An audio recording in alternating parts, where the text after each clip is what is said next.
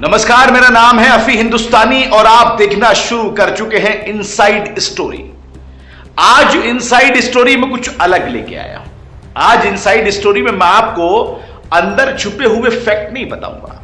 आज inside story में एक रिपोर्ट बोलेगी और वो रिपोर्ट आपको सारे राज उगल देगी। इनसाइड स्टोरी में मैं आज आपको सिर्फ वो बताऊंगा जो इंसानियत कहती है, जो देश की मोहब्बत कहती है, जो देश की संस्कृति कहती है।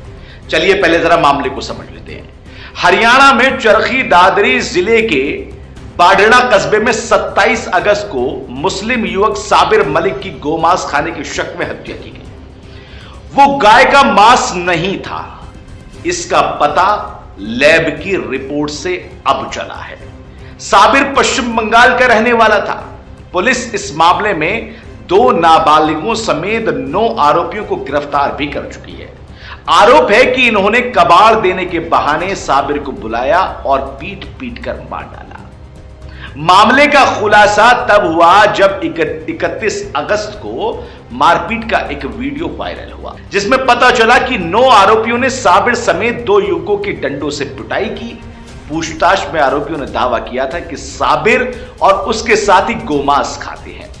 हिंदू संगठनों से जुड़े इन आरोपियों ने यह भी कहा था कि उनके बर्तनों से गोमांस मिला। पुलिस ने इस मांस को जब्त कर लिया। इसके बाद सैंपल जांच के लिए भेज दिए। अब जरा कहानी सुनिएगा। अभी सिर्फ मैंने आपको यह बताया कि रिपोर्ट में आ गया है कि वो गोमांस नहीं था। मैंने शुरुआत में कहा था इनसाइड स्टोरी आज मैं नहीं बताऊंगा, इनसाइड स्टोरी आज ये रिपोर्ट बताएगी। मैं सिर्फ आपको इतना बताऊंगा कि आखिर इस मामले को इंसानियत के नाते, देश के नाते, संस्कृति के नाते किस तरह से लेना चाहिए। बाढ़ड़ा थाना प्रभारी तेजपाल सोनी ने यह बताया कि 27 अगस्त को बाढ़ड़ा और हंसावास में संरक्षित पशु का मांस खाने के शक में प्रवासी श्रमिकों पर हमला किया गया था। इसमें एक श्रमिक की मौत हो गई थी।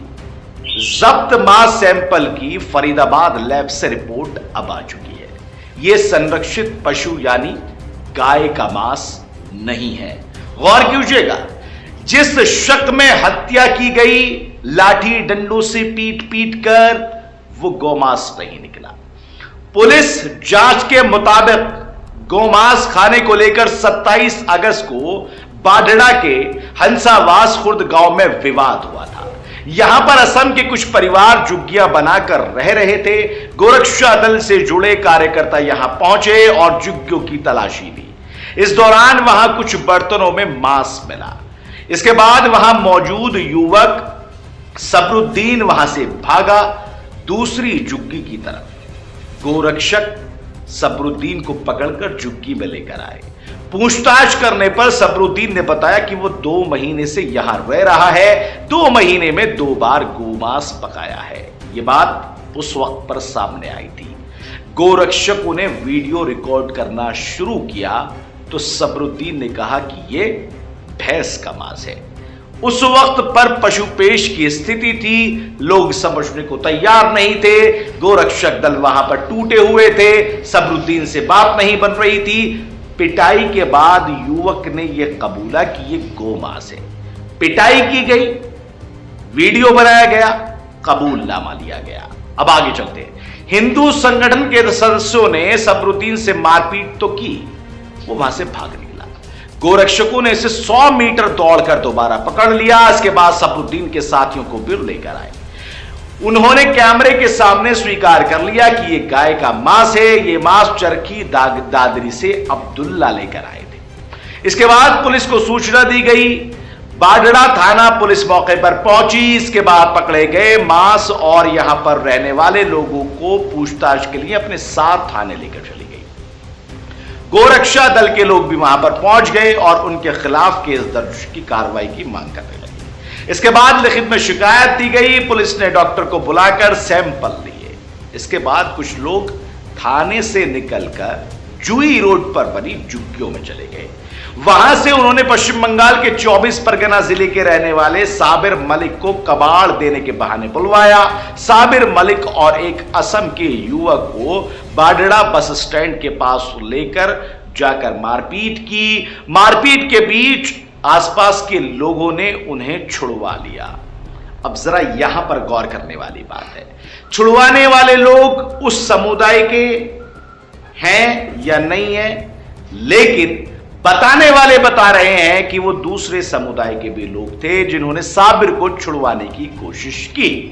मारपीट के बीच अस्पताल आसपास के लोगों ने उन्हें छुड़वा लिया। इसके बाद मारपीट करने वाले लोग साबिर और दूसरे युवक को थाने ले जाने की बात कहकर बाइक पर बैठाकर वहां से चले गए। 27 की रात को साबिर मलिक का शव भांडवा गांव के पास मिला। अब बाडड़ा थाना पुलिस ने 28 अगस्त को साबिर मलिक के साले सुजाउद्दीन संतर की शिकायत पर हत्या का केस दर्ज किया। पुलिस ने इस मामले में 5 लोगों को गिरफ्तार किया। आरोपियों में 2 नाबालिग भी हैं जिन्हें फरीदाबाद सुधार गृह भेजा गया। इस मामले पर सियासत भी खूब हुई। हरियाणा से लेकर देश की राजधानी दिल्ली और दिल्ली से लेकर पश्चिम बंगाल से लेकर फिर से राजस्थान, मुंबई, महाराष्ट्र, हर जगह पर राजनीति की गई। विपक्ष के नेता राहुल गांधी ने उस वक्त ट्वीट किया। ट्वीट के जरिए बीजेपी सरकार पर उन्होंने निशाना साधा। क्या कहा, क्या था वो ट्वीट?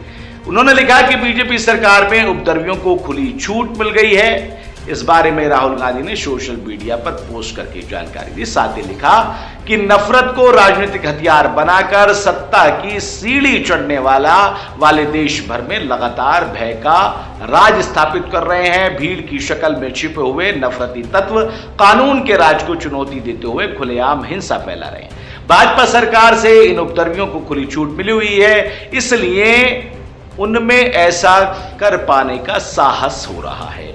अल्पसंख्यक खासकर मुसलमानों पर लगातार हमले जारी हैं और सरकारी तंत्र मूक दर्शक बनकर देख रहा है। राहुल गांधी के ट्वीट के बाद सियासत और गर्मा गई और सियासत गर्माने के बाद फिर मामला पश्चिम बंगाल पहुंच गया।